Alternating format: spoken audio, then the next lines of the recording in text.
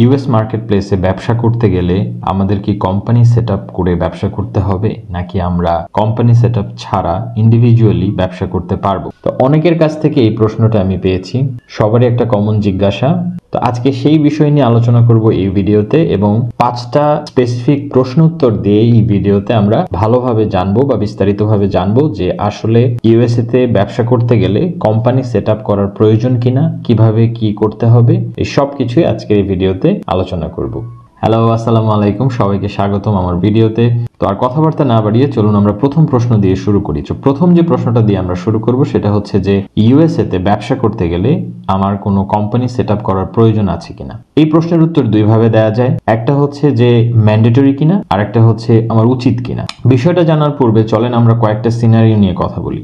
ধরেন আপনি ব্যবসা করতেছেন ইউএস মার্কেট প্লেসে, আপনি যে কোনো একটা সার্ভিস অথবা প্রোডাক্ট বিক্রি করতেছেন ইউএস মার্কেট প্লেসে ইউএস এর কাস্টমারদের কাছে। কখনো কোনো এক সময় ইউএস এর কোনো একজন কাস্টমার আপনার প্রোডাক্ট বা সার্ভিসের কারণে ক্ষতিগ্রস্ত হলো, তারপরে সে আপনার নামে একটা কমপ্লেইন করলো। তো ইউএস এর কোর্ট থেকে আপনার নামে পানিশমেন্ট হলো। এই পুরো সিনারিওতে যেহেতু আপনি ইন্ডিভিজুয়ালি ব্যবসা করতেছেন, আপনি পুরোপুরি ফেঁসে যাবেন। কারণ হচ্ছে এখানে আপনি এবং আপনার বিজনেস একই এন্টিটি, নট সেপারেট এন্টিটি, মানে একই মানুষ। আপনি এবং আপনার বিজনেস একই জিনিস, অর্থাৎ আপনি ফ্রন্ট ফেসে আছেন এবং আপনার বিজনেস মানে আপনি মানে আপনার বিজনেস একই জিনিস। এবার চলুন আরেকটা সিনারিও নিয়ে আলোচনা করি। ধরেন আপনি ব্যবসা করতেছেন, ভালোভাবেই ব্যবসা করতেছেন, হয়তো কোনো প্রোডাক্ট সেল করতেছেন কিংবা কোনো সার্ভিস সেল করতেছেন। কোনো একটা মোমেন্টে আসার পর আপনার ব্যবসাটা খুব ভালো চলতেছিল, ইউএস এর গভর্নমেন্ট কোনো একটা রুলস চেঞ্জ করে দিল, কিংবা কোনো একটা বিশেষ কারণবশত আপনি যে সার্ভিসটা প্রোভাইড করতেছেন, হয়তো ইউএস এর কোনো একটা গভর্নিং বডি থেকে আপনার কাছ থেকে এমন কিছু ডকুমেন্ট চাইলো যেটা আপনি ওই মুহূর্তে দিতে পারতেছেন না। ফলাফল হচ্ছে আপনার ব্যবসা বন্ধ হয়ে যেতে পারে, আপনার অন্য কোনো পানিশমেন্ট আসতে পারে, সুতরাং আবার আপনি ফেঁসে যাবেন। এরপরে চলুন আরেকটা সিনারিও নিয়ে কথা বলি। যেহেতু আমরা ইউএসএ তে ব্যবসা করব, সেহেতু আমাদের ইউএসএ তে ট্রানজাকশন হবে।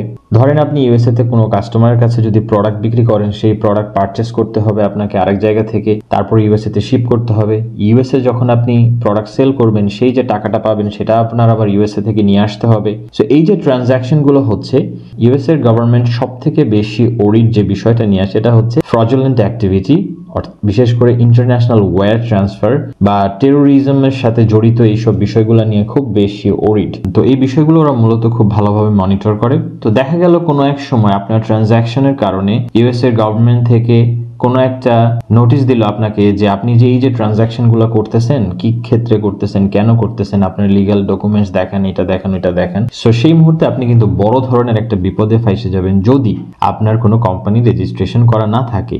তো এই যে ভিন্ন ভিন্ন সিনারিও গুলো আমরা দেখলাম, আমরা কিন্তু ইজিলি বুঝতে পারলাম যে এসব বিপদের মধ্যে যদি আমরা পড়ি, তাহলে আসলে আমার ব্যবসাটা ওই মুহূর্তে বন্ধ হয়ে যেতে পারে, আমার নিজের পানিশমেন্ট হতে পারে, এবং যেহেতু আমি এবং আমার ব্যবসা সেপারেট এন্টিটি না, একই এন্টিটি, সেই ক্ষেত্রে আমার অনেক বড় ক্ষতি হতে পারে। তাহলে এবার আপনারা নিজেরাই বিচার করেন যে ইউএসএ তে যদি আমরা ব্যবসা করতে যাই, আমার কোম্পানি সেট আপ করা প্রয়োজন কি প্রয়োজন না। তো এবার আসেন ম্যান্ডেটরি কিনা। অবশ্যই ম্যান্ডেটরি না, আপনি চাইলে ইন্ডিভিজুয়ালি সেল করতে পারবেন, যেই পদ্ধতিটাকে আমরা বলি সোল প্রোপ্রাইটরশিপ। তো আমরা অলরেডি দেখলাম যে কি কি ধরনের প্রবলেমে আমরা পড়তে পারি, এছাড়াও আরো অসংখ্য প্রবলেম আসতে পারে। সুতরাং যেহেতু আমরা ইউএস মার্কেট প্লেসে ব্যবসা করব, সেহেতু যদি আমরা সব ঠিকঠাক করে তারপরে ব্যবসা করি, তো এখানে তো আমাদের কোনো ক্ষতি নাই। তো সেই কারণে আমার সাজেশন হচ্ছে, যারাই ইউএস মার্কেট প্লেসে ব্যবসা করবেন তাদের সবারই উচিত একটা কোম্পানি সেট আপ করে সেই কোম্পানির আন্ডারে বিজনেসটা অপারেট করা।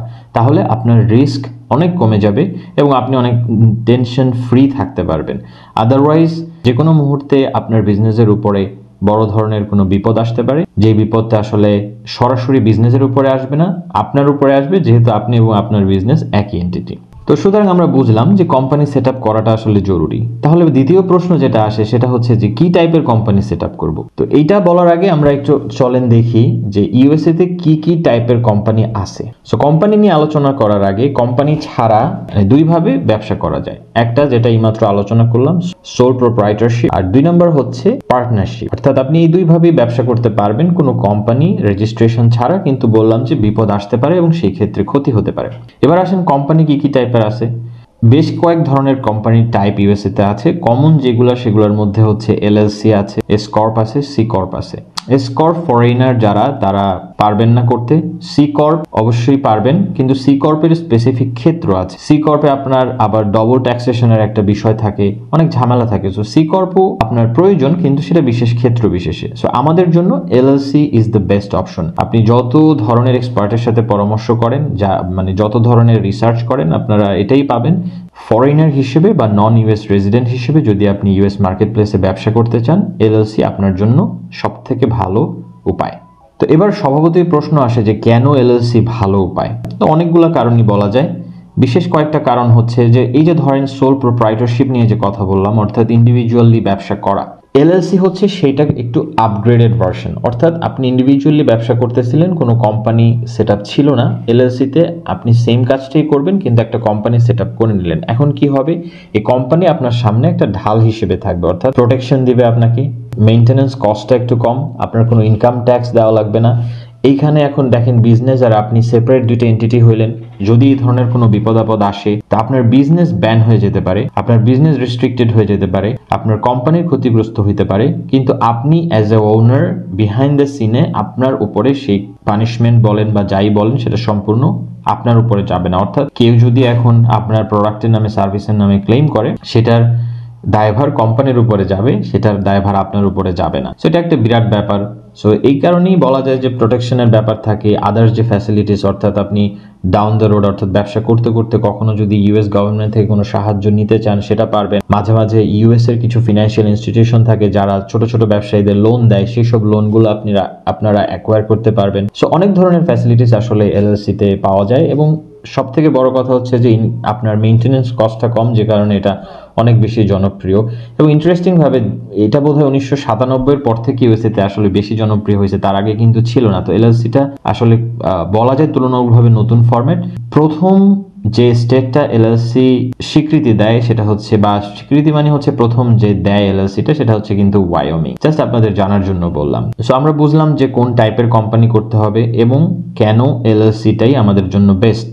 সো তারপরে যে অবভিয়াস কোশ্চেনটা আসে যে কিভাবে তাহলে এলএলসি একটা সেট আপ করবো, এটার মূলত কয়েকটা ধাপে করবেন। নাম্বার 1, প্রথমে আপনাকে ডিসাইড করতে হবে যে আপনি কোন স্টেটে এলএলসিটা ওপেন করতে চান। নাম্বার 2, আপনাকে ডিসাইড করতে হবে যে আপনার বিজনেসের নামটা কি হবে, এবং সেই নামটা ওই স্টেটের ওয়েবসাইটে গিয়ে চেক করতে হবে যে ওই নামটা অলরেডি রেজিস্টার্ড কিনা বা অ্যাভেলেবেল আছে কিনা। 3 নম্বর হচ্ছে যে ওই স্টেটে যেই কোনো এজেন্ট, রেজিস্টার্ড এজেন্ট যারা হচ্ছে এই সার্ভিস প্রোভাইড করে, তাদের মাধ্যমে আপনাকে একটা এলএলসি ওপেন করতে হবে। যেহেতু আপনি ফিজিক্যালি ওইখানে নাই, আপনার যেহেতু ফিজিক্যাল একটা অ্যাড্রেস লাগবে ওইখানে, সেহেতু রেজিস্টার্ড এজেন্ট ছাড়া আপনি এলএলসি তৈরি করতে পারবেন না। তো এই 3টা স্টেপই মূলত আপনি স্টেপ বাই স্টেপ করে একটা এলএলসি সেট আপ করতে পারবেন। তাহলে প্রথম যে পয়েন্টটা বললাম যে একটা স্টেট সিলেক্ট করতে হবে, এখানে আবার সবার প্রশ্ন আসবে যে কোন স্টেট আমি সিলেক্ট করব, আমি বুঝবো কিভাবে? আপনারা যদি রিসার্চ করেন অনেক ভিডিও পাবেন, অসংখ্য ভিডিও পাবেন। তো সমস্ত এক্সপার্টস যারা, তারা কম বেশি 4-5টা স্টেটের নাম বলে থাকেন নন ইউএস রেজিডেন্টদের জন্য। সেগুলো হলো ফ্লোরিডা, নেভাডা, ডেলাওয়্যার, ওয়াইওমিং এবং নিউ মেক্সিকো। এটা রিসেন্টলি জনপ্রিয় হচ্ছে। আমি এখনো এটা নিয়ে বিশেষ কিছু বলতে পারবো না, যদিও এটার কস্ট অনেক কম শুনতেছি এবং এটা রিসেন্টলি অনেক বেশি জনপ্রিয় হইতেছে। বাট মোরলেস এই সমস্ত স্টেটগুলাই সাধারণত নন ইউএস রেজিডেন্টরা প্রেফার করে থাকে। সো এখন কেন প্রেফার করে থাকে, এগুলো আসলে ইন্ডিভিজুয়াল নিডের উপরে, বাট ওভারঅল ইন জেনারেল যদি বলি তাহলে কস্ট, মেইনটেনেন্স কস্টের উপরে অনেক কিছু ডিপেন্ড করে। সো ইয়ারলি একটা মেইনটেনেন্স কস্ট আছে আপনার কোম্পানি যেহেতু আপনি সেট আপ করবেন। সো সেই সব কস্টের দিক থেকে এই সমস্ত স্টেটগুলো একটু ভালো, এবং এই সমস্ত স্টেটগুলো বিজনেস ফ্রেন্ডলি, প্লাস হচ্ছে অনেক প্রোটেকশনও দেয়। সো এইসব দিক থেকে মোটামুটি এই সমস্ত স্টেটগুলাই নন ইউএস রেজিডেন্ট যারা, তারা প্রেফার করে থাকে। তো এবার আসি যে আমরা স্টেট সিলেক্ট করলাম, নাম তো আমি নিজেই সিলেক্ট করলাম, আমি চেকও করলাম ওই স্টেটে গিয়ে যে নাম অ্যাভেলেবেল। তাহলে আমরা রেজিস্টার্ড এজেন্ট কোথায় পাবো? এটা আসলে আপনারা গুগল করলে পাবেন। যেই স্টেটে আপনারা আপনাদের এলএলসি ওপেন করতে চান, সেই স্টেটের নাম দিয়ে রেজিস্টার্ড এজেন্ট এই কথাটা টাইপ করে গুগলে সার্চ দিলে আপনারা অসংখ্য রেজিস্টার্ড এজেন্ট পাবেন। সেখান থেকে আপনারা যাচাই বাছাই করে তারপরে যাকে ভালো মনে হয় তার মাধ্যমে আপনারা এলএলসি ওপেন করতে পারেন। তো এবার সংক্ষেপে একটু ধারণা দেই যে এলএলসি ওপেন করতে কিরকম খরচ পড়তে পারে, যেটাও অনেকের মাথায় প্রশ্ন আসতে পারে যে এলএলসি আমি তো ওপেন করব, কিরকম কস্ট পড়তে পারে। ইউজুয়ালি এলএলসি সেট আপ করতে $150-200 মতো খরচ হয়, রেজিস্টার্ড এজেন্টের সার্ভিস সহ, এলএলসির একটা ইয়ারলি মেইনটেনেন্স সার্ভিস সহ। এটা স্টেট ভেদে ভিন্ন ভিন্ন হইতে পারে। ফ্লোরিডার ক্ষেত্রে একটু বেশি, নেভাডার ক্ষেত্রে একটু বেশি, ওয়াইমিং এর ক্ষেত্রে মোটামুটি কম, নিউ মেক্সিকো যে বললাম যে অনেক কম। সো এটা স্টেট ভেদে ভিন্ন ভিন্ন টাইপ হইতে পারে, এটা আপনাদের একটু রিসার্চ করে দেখতে হবে।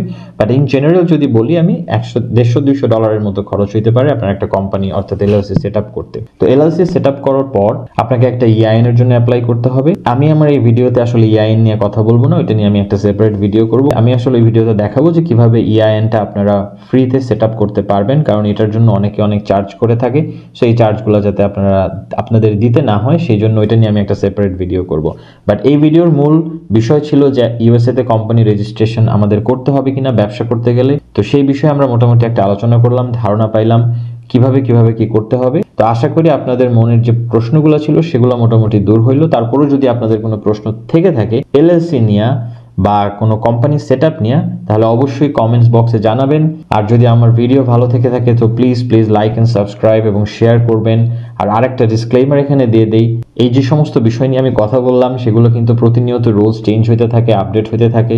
সুতরাং আমার কোনো কথা is not a gospel truth, মানে একেবারে সত্য মাইনে নেওয়া যাবে না। আমি যা বললাম তা আপনাদের একটা গাইডলাইন দেওয়ার জন্য বললাম, মোটামুটি একটা আইডিয়া দেওয়ার জন্য বললাম।